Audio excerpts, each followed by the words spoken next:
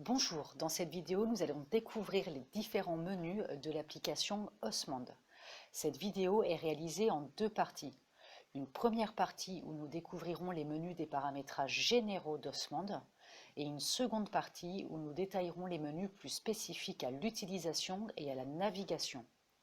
L'un des avantages d'Osmand étant d'être vraiment personnalisable, je ne rentrerai pas dans le détail de chaque menu et sous-menu. Je vous présenterai les points qui me semblent les plus pertinents à connaître et à utiliser, et je vous encourage à avoir la curiosité d'aller farfouiller ici et là. Aucune erreur n'est possible puisque tout ce qui est cochable est décochable. Pour accéder au menu, nous cliquons en bas à gauche sur l'icône avec les trois barres. Dans cette vidéo, nous allons découvrir configurer l'écran, gestionnaire de greffons, ainsi que les paramètres. Nous allons justement rentrer dans le menu paramètres. Dans les paramètres généraux, si je clique sur profil par défaut, on remarque d'ores et déjà que 5 profils tous personnalisables me sont proposés. Nous reviendrons sur cette notion de profil.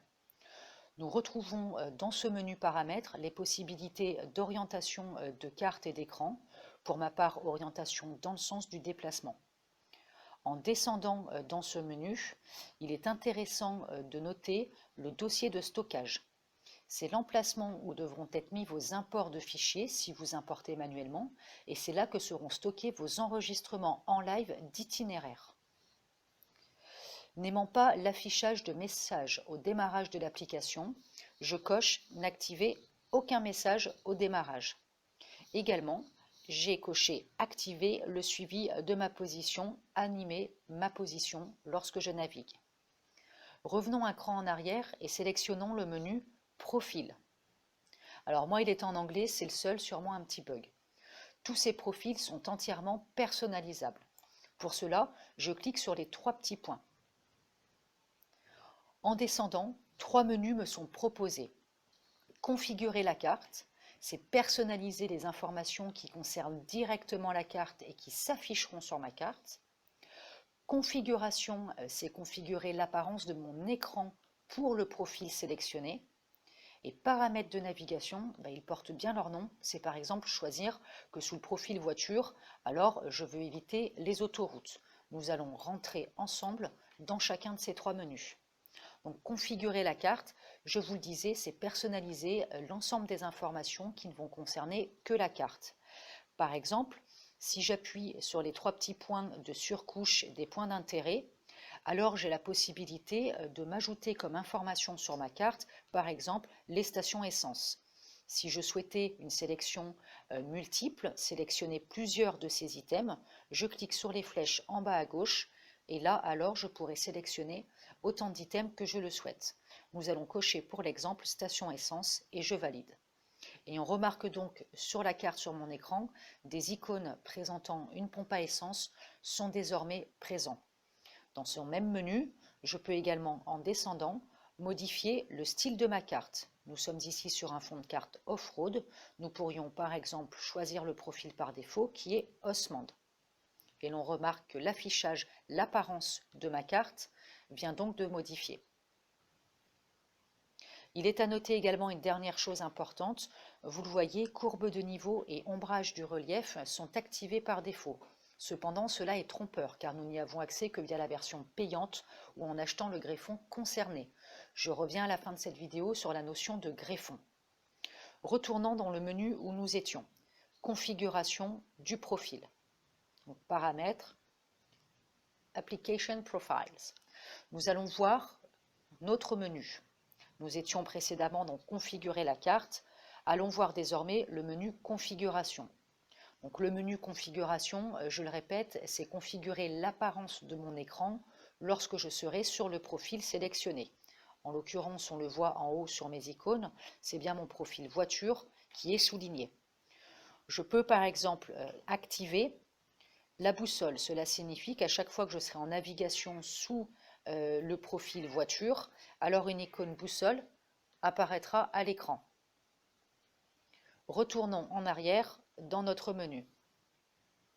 Nous allons voir ensemble le dernier des trois menus paramétrables pour chacun des profils.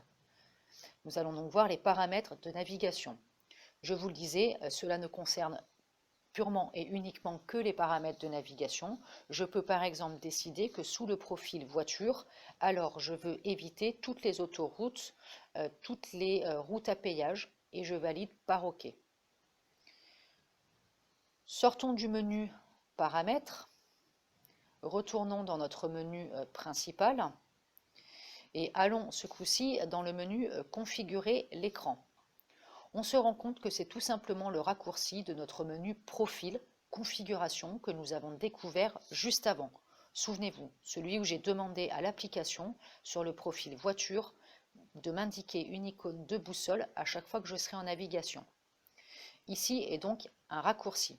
Je peux, sans retourner dans le menu Profil, paramétrer en partie le profil sélectionné.